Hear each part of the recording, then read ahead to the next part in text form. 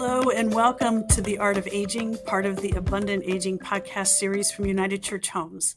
On this show, we look at what it means to age in America and in other places around the world with positive and empowering conversations that challenge, encourage, and inspire all to age with abundance. I am so excited because Janine Vanderburg is with us today. Janine is committed to slaying the hashtag Ageism dragon in her capacity as writer, trainer, and consultant. She worked with Changing the Narrative, a leading anti-ageism initiative based in Colorado. And after a little over 6 years as the founder and director, she moved into the role of Senior Strategist and Master Trainer. Janine was one of the original 12 individuals to be certified as a master trainer by Frameworks Institute in 2017, and she continues to be involved in this work. In 2022, she led hundreds of workshops and gave presentations in the U.S. For people in all 50 states and 43 additional countries. She is also an Encore champion, and she was one of our keynote speakers at our very own 9th annual symposium held just a few weeks ago. Welcome back, Janine. It's great to be with you. Beth, it's great to see you again. That symposium was so much fun. Yeah, it was great having you here. Just a reminder that this podcast series is sponsored by United Church Homes, Ruth Frost Parker Center for Abundant Aging. To learn more about the center, including our annual symposium, which we're already planning for next year, you can visit www.unitedchurchhomes.org/Parker-Center. So, Janine, why don't we start? I'm just really curious, what originally brought you into the middle of this social movement, this ageism space? So, Beth, that's such a great question because I often think I can't pinpoint an exact time. But one of the things that I know is this. It was 2006. It was right before the Great Recession. I was asked by a group of foundations to lead a study in Colorado about what it was at the time that people age 55 and over were thinking about kind of what's next. And we did all of these focus groups and surveys and key informant interviews. And one of the things that I realized and that came out of the study was how much, as we got older, people were thinking differently about this phase of life, maybe differently than what our parents had or what our grandparents had. And that was kind of exciting, right? It was like the emergence of the Encore movement. Mark Friedman had published his book. So there was an excitement about that. So speed up a year and a half, and we've got the Great Recession. And all of a sudden, I am talking to people through my consulting firm in their 50s and 60s who've been pushed out, who have all the skills, and were facing for the first time serious unemployment, seeing their retirement and everything kind of fade away in front of them. And it just occurred to me that we didn't have really good ideas about what it meant as we got older if we weren't living the way that our parents and our grandparents have. What do you do if you're expecting you're going to continue working and be involved in community? So what happened was I had an opportunity. So then we speed up about 10 years.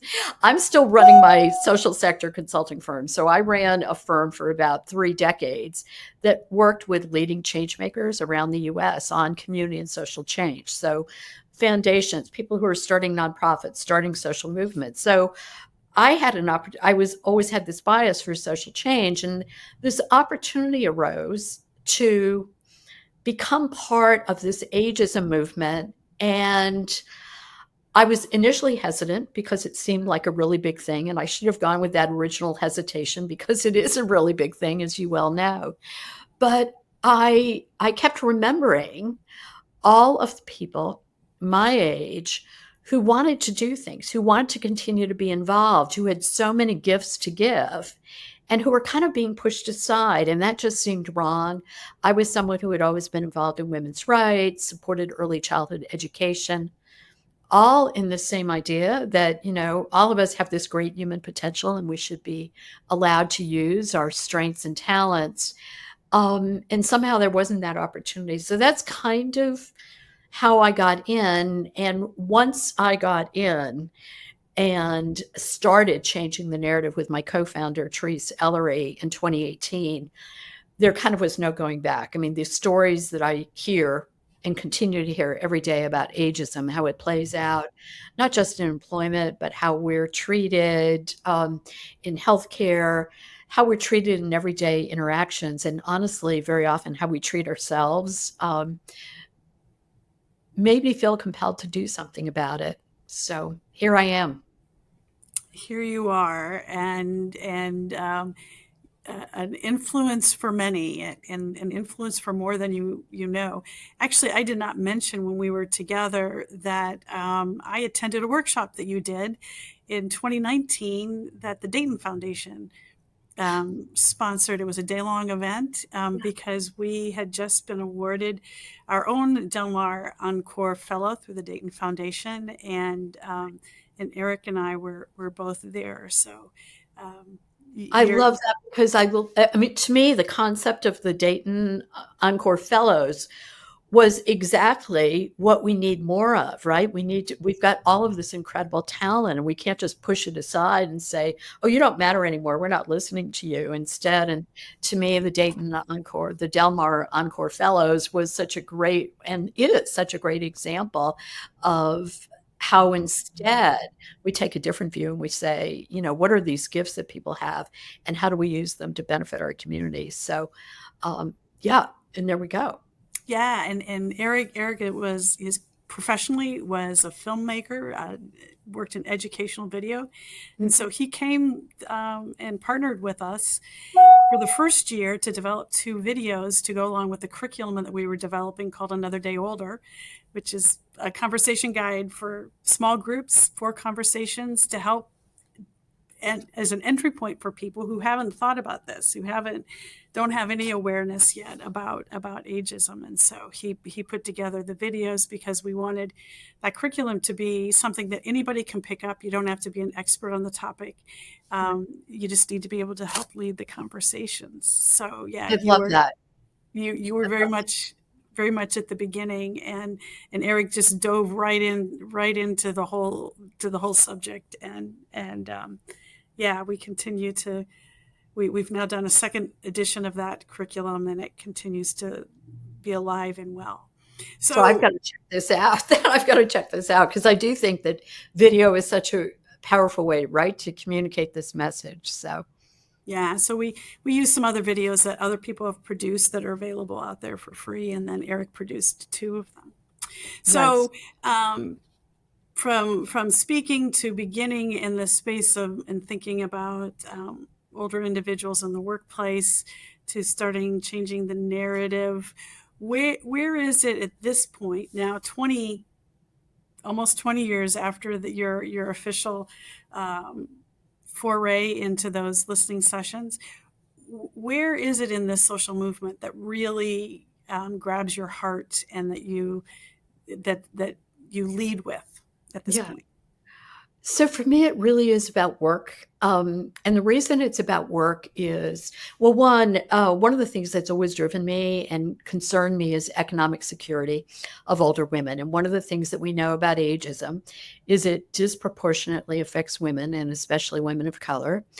And we also know that among women of my generation, we're more likely to have been paid less over a lifetime. We are much more Yeah. likely to have stepped out of the workplace to caregive for children, and now very likely to be stepping out of the workplace or calling back to caregive for older family members. So what happens with that? What happens with that is we end up with less money, whether it's Social Security, savings, pension, or anything like that. And one of the things that really struck me in that first year when I started changing the narrative was I was doing a workshop and there were a group of older women. They were women my age in the workshop, and we had refreshments after. And as we were kind of wrapping up with the refreshment portion, I was noticing them taking the refreshments and literally putting them in tote bags. And part of me was like, oh, great, I don't have to clean up. And then part of me was like, what's going on here? So I sat down and chatted with them and realized how women my age were trying to live on very small amounts of Social Security. they wanted to work. These were women who had been teachers and nurses and business owners and everything else, and they wanted to work and they needed to work. And even though there were help wanted signs all over the main street in the town, they weren't being hired. So it really led me to dive deeper into workplace age discrimination and what causes it. And we've got this, I call it a puzzling paradox. It's when I'm being nice, and sometimes I just call it just plain stupid. It's we have all of these unfilled jobs in almost every community and every industry. And we have older people with great experience who want to work, and why we can't make that connection. So I think that particular area is an area that I'm really focusing my efforts on now. So I spend most of my time talking to people like on this podcast, but also talking to businesses, to brands, to employers of any kind, public, private, nonprofit, on the business case for older workers in intergenerational teams, which is really strong. And also how they're missing out, right? They're missing out when they just overlook. If you're saying, I'm not going to be able to fill shifts, and I'm not going to be able to do this growth that I want in my business because I don't have employees. We've got all of these potential employees who could be a tremendous asset. There's something wrong with that. So I try to speak a lot about that. That's what I'm most passionate about. I also understand the other side of it, that because as we get older, we're surrounded by so many messages that we start internalizing them. So if the world is telling us we don't have value, we may start believing that. If the world is telling us, oh, we can't learn new things, we may start believing that. If the world is telling us, and this one of the common stereotypes, right, about all of us, we get older, we're digitally incompetent, despite the fact that, we all figured out how to use Zoom and our cell phones and everything else during the pandemic, and that all the research that's been done shows that actually our adoption is at a pretty high level. And by the way, we're also kind of the generation that, kind of went from those phones that were on our walls in the house with the party line to, down to smartphones, and, kind of went from typewriter to computer to laptop, are now mastering AI, generative AI. So, but there's still that mythology that persists. So one of the things that I try to do as well is to talk to my peers and all of us who are older about, don't believe the stuff that people are saying about you, right? There's another way to look at it, and that we've got to believe in ourselves. I should have looked it up, and I tried to find it quick and I can't. I saw a headline yesterday, and I think it was yesterday, talking about how basically the gist was the fact that folks in our generation are working longer means that younger individuals are not able to move up the corporate ladder as quickly. And so we are jeopardizing their own financial security now and in the future. How do you respond? Well, I recognize this is a podcast, so I'm not going to do my usual scream. But screaming is what I would be inclined to do, Beth. So here's what it is, and I want everybody to just think about this. Does this make sense? We have, and this is in the United States, every month, the Bureau of Labor Statistics issues a report. And the report says that there are far more unfilled jobs than there are people applying, right? So on its surface, that's ridiculous. The other example that I like to use is these aren't equivalent positions. The positions that we may be in aren't necessarily the one that somebody coming out of college or high school would go into. A good friend of mine, when I started changing the narrative, said to me, she herself in our generation said, okay, so I really appreciate this thing that you're doing around aging and ageism, Janine, but it was a version of, shouldn't we get out of the way? Now, this woman is an incredible activist for food justice, has been so throughout a lifetime. And I basically told her, okay, so if you step out of the way, who exactly is going to show younger people coming into the advocacy field in the hunger space how to talk to the state legislature, how to move policy and whatever.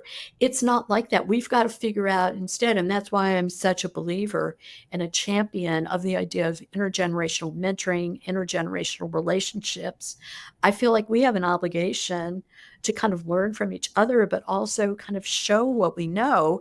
And if we all disappear from the workforce, that's not going to happen. So it's not just about institutional knowledge.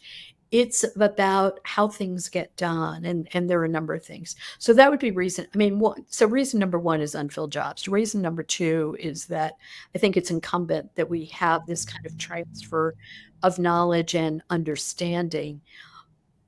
And reason number three is if you were doing something and you were doing it well, why would you get out of the way? It's standard us versus them. It's a very common narrative in our country, right? Yep. It's native born versus immigrants. It's men versus women. It's all the things. And it's not useful. It's not productive. It doesn't get us anywhere. We should instead be figuring out, here are the big challenges that we need. How do we do them together, right? So you do a lot of conversation and talking with the systems, with corporations, and you're working in the Encore space.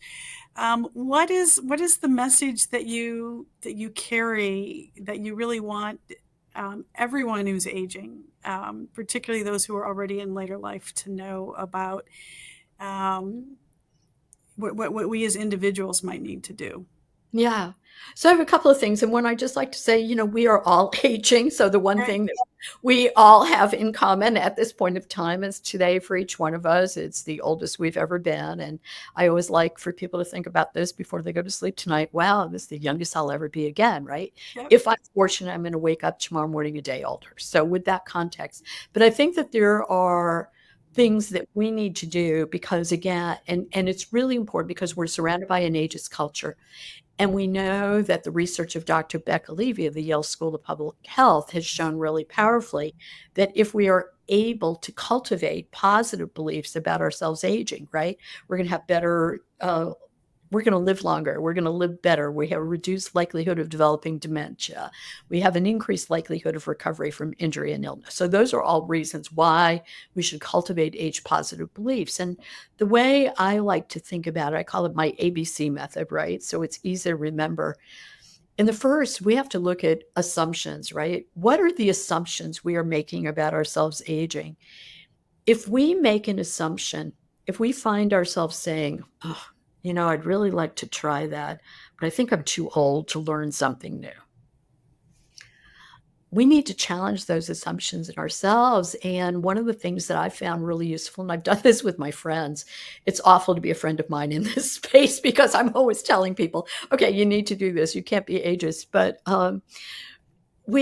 we can challenge our assumptions by thinking of what's something that you learned in the last year, no matter how painfully learned, right? Now multiply that over a lifetime. What have you learned in the last 2 years, 5 years, 10 years, right? What did we all learn during the pandemic? We all learned new things. And if it wasn't how to bake sourdough bread, maybe we learned that we could entertain ourselves and, we could Zoom with our children and grandchildren or our long lost girlfriends or that kind of thing. So challenge assumptions that we might be making about ourselves in aging. So that's our A, assumptions. Ask ourselves about what assumptions we're making. The B is bright spots. And one of the things, and this came out of my career in literally, I called it consulting and social change. But one of the things that I learned was it's so easy, right, to always look at the things that are going bad. So I can look at my knee and just go, oh, my knee hurts, all of those things. Or, I hiked too long yesterday, so now my feet hurt and all of that. So it's and attributed to aging. But one of the things that we know is really successful in social change, and Chip and Dan Heath wrote about it in one of their books about change, is when we look at the bright spots. What's going well? What's going well? And then we focus more. Okay, what can we learn from what's going well? Maybe what's going well is, and I will say for me, I moved to a new community in the middle of the pandemic. So I had to and everything was closed. So I had to figure out new ways to make new friends because I couldn't go join a group or that kind of thing. Like nothing was open. Groups were, everything was closed. So you had to kind of figure out other ways to do things. So look at the bright spots of when have you, whether it's learned something new, made a new connection, or simply what's going right in your life. What's going right in my life is, for me, is I get to talk to amazing people all the time, like you, all the group from United Church Homes that was at your symposium, and see, wow, there are a lot of people talking about this now, and a lot of people. That's a bright spot for me. So I could go, whoa, whoa, whoa, we still have ageism. It's awful. Or I could say, wow, look at this amazing symposium that United Church Homes put on, and here are all of these people who gathered to talk about this topic. So I think but that's something we can all do in our own lives, look for the bright spots. And the C, I think, is the power of connection. So many people are talking about connection and social isolation and all of that, and we can wallow in it a little bit, right? But I think it's important to connect. And one of the things that you all do is offer a lot of opportunities for people to connect, right? So we all need to think about how can we connect with others. But I also think it's really important for us at this life stage to really connect with our own kind of meaning and purpose. Like what is it that we really want? And I read a book in the last year called 4,000 Weeks. And it basically, if you live to 80, you've got 4,000 weeks. So I did my back of the napkin calculation. And at the time I read it, I was 70. So I was like, okay, that gives me about like 50 weeks or something. And so knowing that really kind of sharpens things up. And so I've always been clear on my meaning and purpose, and it's about changing things that can't be changed and using whatever talents I have to be able to do that. But it was also one of the things that I did was really so that I could spend more time working on that. I created something that I call the anti-bucket list. I highly encourage everybody to do this. And it's kind of a list of, here are the things I never want to do again. Here are the experiences I don't want to have. You still leave yourself open to new experiences, but you literally make a list of, I've done this before. I know I don't want to do it again, so I'm not going to spend time on it. And those are the things I'm going to say no to. And that for me was really powerful because I think it was an oldest child thing. I've always had this sense of obligation. I had to do anything. And now I'm just like, no, I don't want to do that. And I can blame it on my anti-bucket list that I created. That's a great list, and I love that idea. And actually, I quote you. I know that Joe Coughlin talks about the lifespan in by is it 8,000 days? There are four segments of Right. he thinks it in days, and you had written 500 weeks from age 70, and I use that when I'm doing workshops and in conversations with folks. We have a finite period of time. The problem is we don't know how much that is. We don't know what it is, right? Yeah. It could. So then how do we just use the information that this is finite to help us prioritize and do what we're going to do? For 30 years, our family directs a family camp every summer, and it started out small, but for 30 years I took a beatery. I packed this bulk of stuff, and from 10 to 50 people every afternoon would come to this room in this building, and we would do jewelry making, and it was great fun and a lot of energy for about the first 27 years. And then I continued to do it because it was an expectation. Right. And then the pandemic hit, and we couldn't do camp at all. And then the second year we did camp, but it wasn't the shorter version. Yeah. And so I stopped doing the beatery, and then camp resumed, and I didn't take the beatery, and nobody complained too loudly. And I have to tell you that it is on my anti-bucket list. And this summer I gave away the remaining beads to a neighbor and to another dear friend. I kept on I kept some of them to myself. And what a relief it is to know that I don't have to do this thing that I thought other people expected it of me, and to give away and let go of that. I am a much Beth, happier. that is such a great example of what of deliberately thinking, this is, I've done that. I Yeah, don't need, and it can be, I don't need to do it anymore, or I don't want to do it anymore. yeah. And literally, I'm a happy camper again. I love it. I love it. That's funny. Yeah, no, a happy camper without beads. But you Yeah. could have saved the beads and given them to me so we could make more of our Taylor Swift and ageism bracelets. Well, yeah. I don't have the I did never did much in the alphabet beads, but There you I go. still do have beads. The next time you're in Ohio, we can Okay. have a little We'll mini do set. that. We'll do that. Yeah. Okay. Okay, Yeah. so you talked about assumption. That's Yeah. A. Bright spots, looking for the bright We're looking spots. for the bright C. spots. And then C is really, how do we connect? How do we connect with ourselves? Even using tools like an anti-bucket list of connecting with what we really want and what we don't want.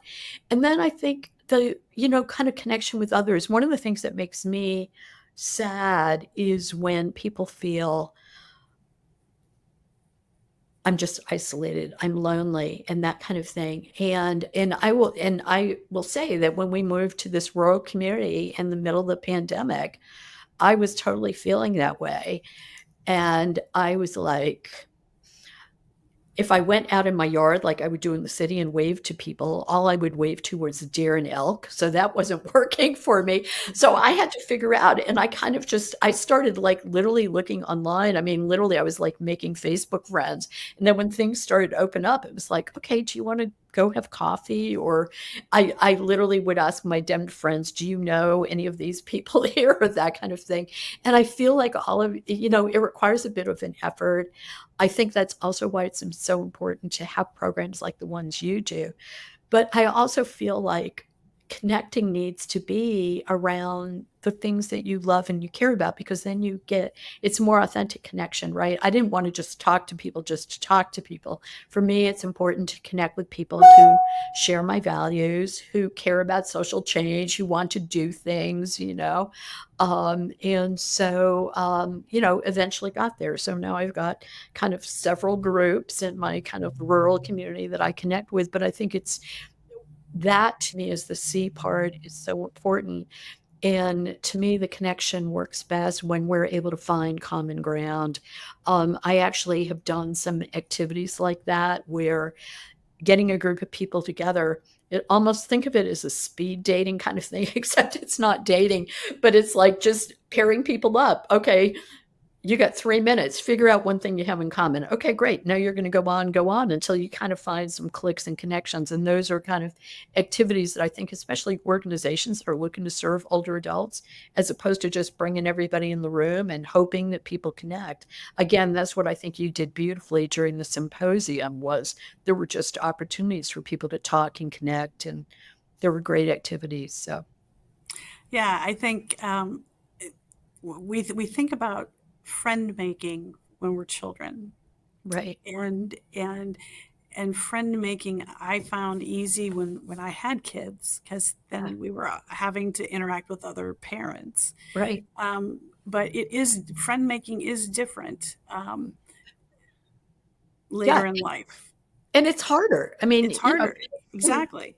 if you're in college, you're kind of living with other. I mean, I'm very blessed because I still have a text chain going with my college girlfriends, and we all met over 50 years ago, right? And we just, it wasn't always true, but we reconnected again over a decade ago. When we're having kids, it's really easy. And now it just takes more of an effort. But I also think it's so worthwhile. And I think it's one of those things that's really important to do. And what I learned is you can't wait for people to come to us, right? Because then you're just going to sit there and wait, and you're going to go in a downward spiral. Nobody likes me, nobody invites me anywhere, whatever. And so we have to be willing to just go out and try things and realize that you may feel like a wallflower again, and maybe you haven't felt like that since you were in middle school, but I think it's well worthwhile. And I also think, though, but that's an area where communities should be providing support. And again, I think, what you're doing at United Church Homes is so important. And if we could replicate that everywhere so that there are opportunities for people to genuinely connect, that would be fabulous. Well, there's always a lot of more work yet to be done, as we quote the woman in whose honor the center's named, Ruth Frost Parker. That's one of the things she always said. There's still much work to be done. So yeah, I none would of have us, loved that woman. Yeah, that's yeah, my. none of us are going to go bored. There's so much to do, right? Yeah. So one thing that we like to do that I think I warned you about at the end of our podcasts is to ask our guests questions about their own perspectives on You aging. bet. But before we do that, is there a way that people, if they want to be in contact with you, that you would recommend they do so? Sure. If anybody's on LinkedIn, I'm on LinkedIn, and it literally is Janine Vanderburg. Or people can just email me, Janine@encoreroadmap.com. Um, Great. so I always respond to email, and I never respond to text. And literally, my daughters will text my husband and say, "Would you tell mom to look at her text?" So, Yeah, I think that's one of the joys of life here in the 21st century, and the challenges is we all yeah, have our preferred methods of communication and trying to right. remember. We used to have to remember telephone numbers. We don't have to remember telephone numbers. We have to remember the mode of communication that's going to work best. Yeah, Exactly. Exactly. yeah. Okay, so here's the first question. Mhm. When you think about how you've aged, what do you think has changed about you or grown with you that you really like about yourself? So I think the biggest thing that I like about myself is something that I kind of steered away from most of my life. People always called me impatient. I wanted things to happen, and I wanted things to happen now. And when I took the Gallup Strengths Finders Mhm. test a few decades ago, it showed that my top two strengths were futuristic, and then the next was activator. And my team in my consulting firm used to say, yeah, she always sees the future and she wants it to have happened yesterday and wonders why we haven't done it yet. So I always thought that was probably a bad thing. And now I'm realizing, especially, as I look at my own shortened timeline, that's probably my superpower. I mean, there are a number of things when people have said, "Oh, let's just increase awareness of ageism," I'm like, "No, I want to end it." Um, when in Colorado, we realized that employers were screening out older workers based on their age and algorithms and graduation dates, we proposed legislation to ban employers from asking for age or graduation dates on initial job applications. And everybody was like, "Oh, this is going to take years to pass and years to pass." And I was like, "We don't have years, people, right now. We got it done in 1 year." So I feel like that quality that that shadow quality of being impatient Yeah, actually is my superpower. So I'm appreciating it as I get older. that's fantastic. Okay, question number two is a little bit different, but what has surprised you most about you as you've aged? That I have an anti-bucket list that I say. I was going to say outside. What surprised me probably is that my knee injury that I incurred when I was 14 and that never bothered me popped back up when I was 66. But know that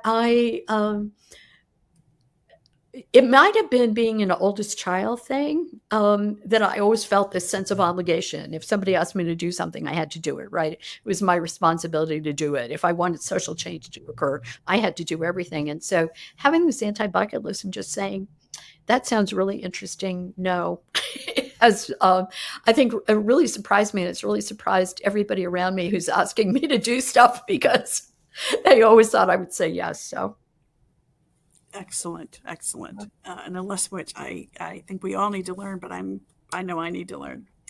And it's finally, the hard. last question is there someone that you've met who's been in your life who has set a good example for you in aging, someone that inspires you, as we say at the Parker Center, who has influenced you to age abundantly? Yeah. So this woman was nearing her 60s, had always wanted to go to college. Grew up in an immigrant family that sent the boys to college and not the girls. She was really smart, graduated from high school at age 16, but then basically, worked in the factory until she got married, had kids. And as she is nearing her 60s, she looks at her husband and says, I want to go to college. After being stunned, he said, okay. He enrolled. Oh, she enrolled and graduated 4 years later, magna cum laude, from the local university, and fluent not only in her native French and English, but also in Spanish and in Portuguese. And that was important to her because those were languages spoken in the community in which she lived. And that woman was my mom. And I never, ever saw my mom as happy as the day that she was walking across the stage, getting her diploma. And it really led me to this sort of notion that I have, that I say everywhere I can, it's not too late. Dreams don't have an expiration date. If there is something that we want to do, like now is the time to do it. And it was such a powerful example to me that we didn't have to have societal. This is a woman who lived by societal expectations all her life until she was nearing 60, and then just said, I've always wanted to do this. And so her name was Joan of Arc, French Canadian, and I have a picture of her next to this bronze statue of Joan of Arc in the office that kind of continues to remind me that why the work that you and I and so many others now do is important, and why we need to keep spreading this message. Thank you for sharing. Yeah, amazing story. Well, thank you, and thank you, our listeners, for listening to this episode of The Art of Aging, the part of the Abundant Aging podcast series from United Church Homes. We want to hear from you. What's changed about you as you've aged that you love? What surprised you? And how do you define abundant aging? And who is your abundant aging influencer? Join us or visit us at www.abundantagingpodcast.com to share your ideas. You can also give us feedback when you visit the Ruth Frost Parker Center website at www.unitedchurchhomes.org/Parker-Center. And Janine, one more time, people can find you on LinkedIn at Janine Vanderburg. Literally Janine Vanderburg. So LinkedIn Janine Vanderburg is the place where I am most active, and I am consistently there, unlike at my phone or anywhere else. So, but also email me. It's Janine, JANINE @EncoreRoadmap.com. Well, thank you very much for this conversation. And until our paths cross again, I hope it's blessings. soon. Beth, Yeah. thank you. Yeah.